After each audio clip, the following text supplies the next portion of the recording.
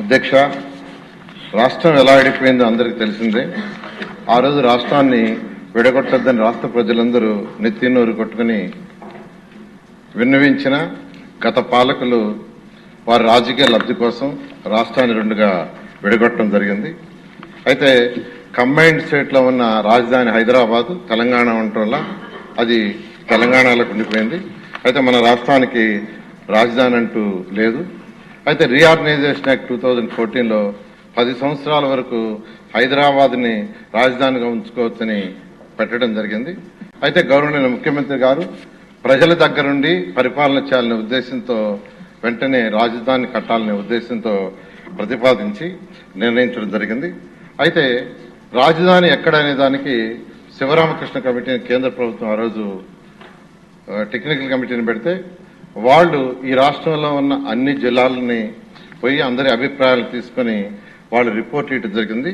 ఆ రిపోర్ట్లో ముఖ్యంగా అనేక మార్గాల్లో వాళ్ళు తీసుకున్న రిపోర్ట్లో 5,380 మంది దగ్గర అభిప్రాయాలు సేకరిస్తే ఈ అభిప్రాయంలో ఎక్కువ మంది అంటే 11,156 మంది విజయవాడ గుంటూరు మధ్య క్యాపిటల్ సిటీ ఉంటే బాగుంటుంది ఇవ్వటం, విజయవాడ దగ్గర 663 మంది, విశాఖపట్నం దగ్గర 507, గుంటూరు దగ్గర 372, కర్నూలు 360, ఒంగోలు 265, రాజమండ్రి 139, తిరుపతి 113, దొనకొండ 116 మంది, మిగిలిన డిఫరెంట్ ప్లేసుల్లో 1037 మంది అభిప్రాయం వెలువిచ్చారు. అధ్యక్ష, ఎక్కువ మంది వెలుగుచ్చింది విజయవాడ గుంటూరు మధ్య క్యాపిటల్ సిటీ ఉండాలని నిర్ణయించడం. అయితే శివరామకృష్ణ కమిటీ రాష్ట్ర ప్రభుత్వాన్ని నిర్ణయించుకుని ఫైనల్ గా దాంట్లో చెప్పడం, గౌరవనీయ ముఖ్యమంత్రి గారు అన్ని ఆలోచించి రోడ్డు మార్గము, రైలు మార్గము, విమాన మార్గాలు, అదేవిధంగా ఓడరేవులు దగ్గరగా ఉండేటట్టుగా,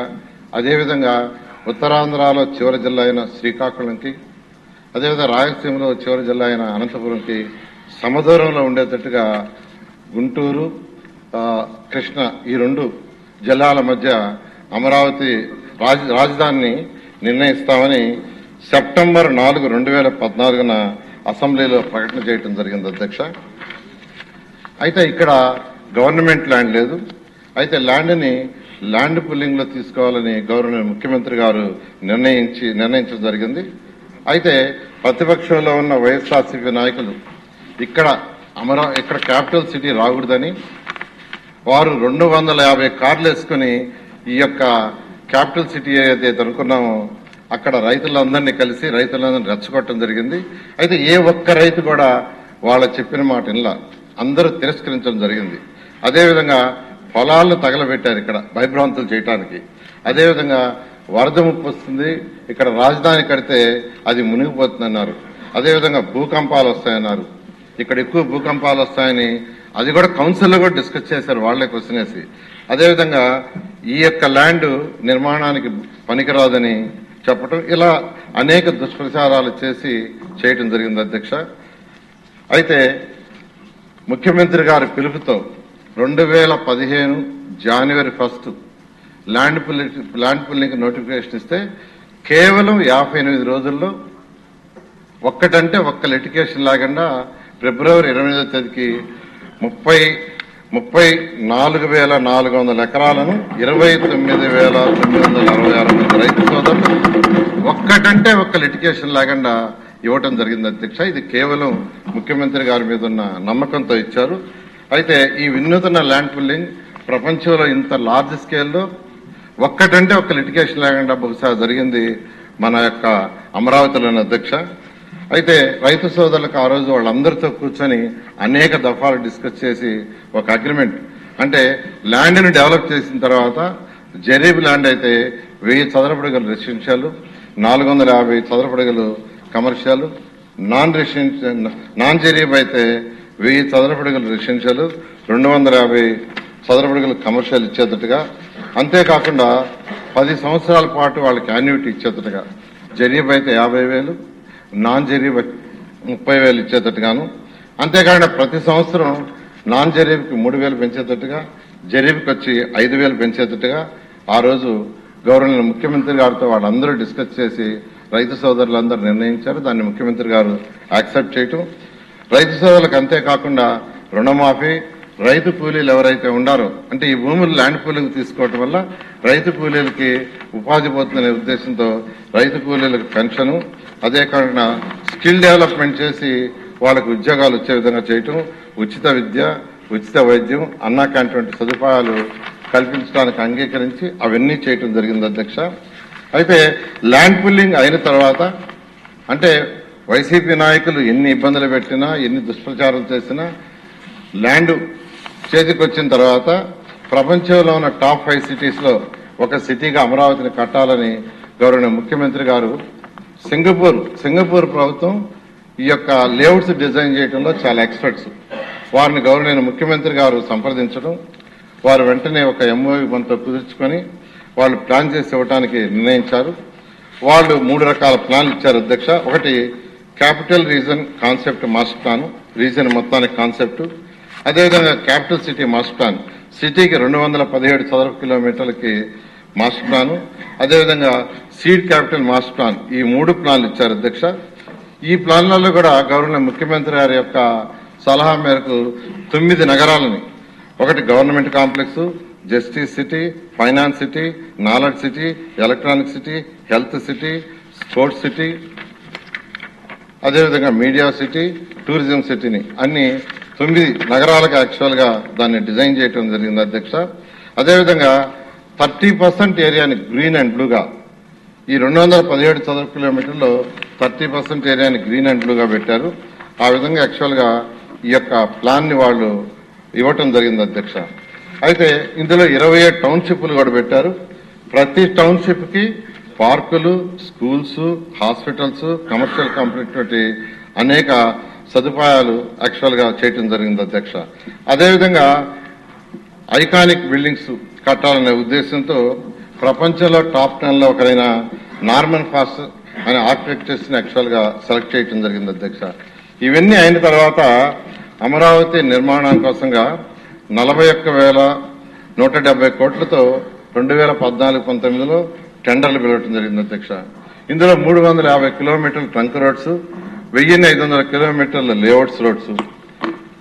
అయితే ఈ యొక్క ఏదైతే ఇక్కడ మనం లేఅవుట్స్ రోడ్స్ చేస్తున్నామో అవి ఇంటర్నేషనల్ స్టాండర్డ్ లో ఉండాలని గౌరవ ముఖ్యమంత్రి గారు చెప్పటం, దాంతో యూజీడీ టోటల్ సిటీకి 217 చదరపు కిలోమీటర్లకి UGD, water lines, electrical ducts, భూమి లోపల ఎలక్ట్రికల్ లైన్స్ ఉండాలి, ఓపెన్ గా ఉండకూడదని గవర్నర్ ముఖ్యమంత్రి గారు ఇచ్చిన డైరెక్షన్ తో చేయడం జరిగింది అధ్యక్ష.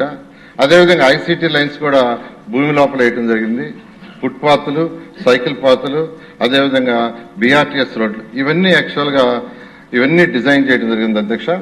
అదేవిధంగా అడ్మినిస్ట్రేటివ్ కోసంగా 5 ఐకానిక్ బిల్డింగ్స్ ని 40 అంతస్తులు, 45 అంతస్తులు రాష్ట్రంలో ప్రజలకి పరిపాలన సులువు చేయాలి. ఎవరైనా పనుండి ఒక మంత్రి దగ్గరికి వస్తే మళ్ళా ఒక దగ్గర మంత్రి గారు ఉంటే వారిని కలవటం, సెక్రటరీ ఇంకో దగ్గర ఉంటే కలవటం, హెచ్ఓడి ఇంకో దగ్గర ఉంటే కలవటం, ఇదంతా ఇబ్బంది అవుతుంది. అందరూ ఒకే దగ్గర ఉండాలా, ఒకే బిల్డింగ్ లో ఉండాలా, ఒకే ప్లేస్ లో ఉంటే ఏదైనా పని కోసం వచ్చినప్పుడు వాళ్ళు వెంటనే వాళ్ళని కలిసి పని చేసుకోవడానికి సులువుగా ఉంటుంది, పరిపాలన సులువుగా చేయగలమనే ఉద్దేశంతో ఈ ఐకానిక్ టవర్స్ ని యాక్చువల్ గవర్నర్ ముఖ్యమంత్రి గారి ఆదేశంతో యాక్చువల్ గా వాటిని డిజైన్ చేయడం జరిగింది అధ్యక్ష. అదేవిధంగా న్యాయమూర్తులకు, మంత్రులకు, సెక్రటరీలకు, తర్వాత బంగాళాలు, ఆల్ ఇండియా ఆఫీసర్స్, ఎమ్మెల్యేలు, ఎమ్మెల్సీలకు, గెజిటెడ్, నాన్ గెజిటెడ్ ఆఫీసర్లకి అందరికి కూడా అపార్ట్మెంట్లు అన్ని కలిపి 4,026 నివాసాలకు టెండర్లు పిలవటం జరిగింది అధ్యక్ష. వీటన్నిటినీ గౌరవనీయ భారత ప్రధాని గారి యొక్క చేతుల మీద యాక్చువల్ గా శంకుస్థాపన చేయటం జరిగింది అధ్యక్ష.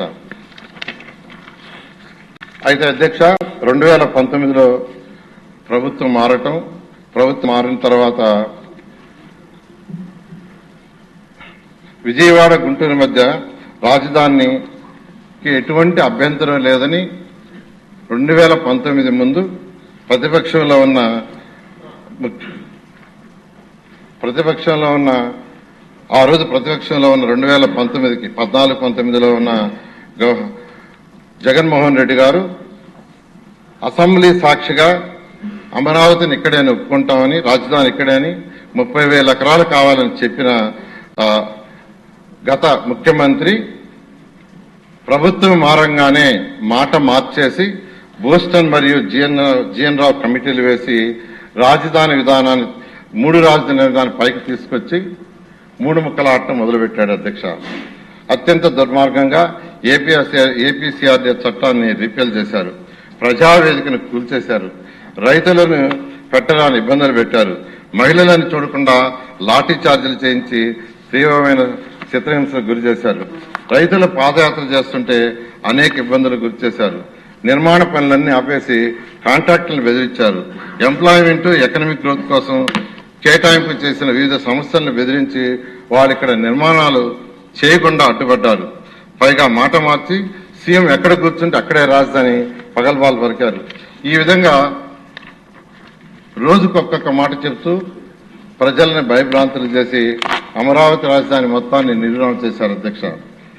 అయితే అధ్యక్ష, ఎన్డీఏ ప్రభుత్వం వచ్చే ముందు గవర్నర్ ముఖ్యమంత్రి గారు చాలా క్లియర్ గా ప్రభుత్వం రాగానే రాజధానిని అమరావతిలో నిర్మిస్తానని చెప్పటం, అయితే 2024లో ప్రభుత్వం రాగానే గవర్నర్ ముఖ్యమంత్రి గారు వెంటనే రాజధాని నిర్మాణించమని ఆదేశించడం జరిగింది అధ్యక్ష.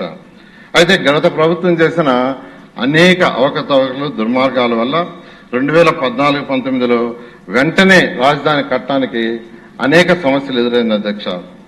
అదేంటంటే 2014-19లో ఏ కాంట్రాక్టర్లు అయితే ఇక్కడ కన్స్ట్రక్షన్స్ స్టార్ట్ చేసిన వాళ్ళకి డబ్బులు ఇవ్వలేదు అధ్యక్ష.